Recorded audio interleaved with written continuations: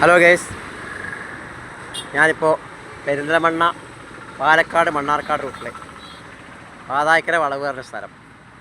ഇവിടെ ഏകദേശം 100 വർഷത്തിനടുത്ത് പഴക്കമുള്ളൊരു ചായക്കട ഉണ്ട്.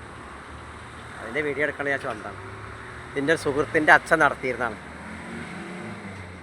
ഇപ്പോൾ ഇവിടെ നമ്മുടെ ചായക്കട നടത്തിയ രാമേട്ടൻ്റെ ചെറിയ മകൻ ചായക്കട നടത്തിക്കൊണ്ടിരിക്കുകയാണ്.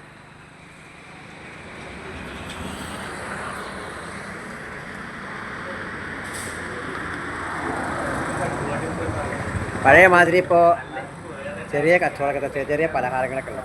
പണ്ട് ചോറും കൂട്ടാനും നല്ല നല്ല സദ്യയൊക്കെ ഉണ്ടായിരുന്നൊരു കടയാണ്.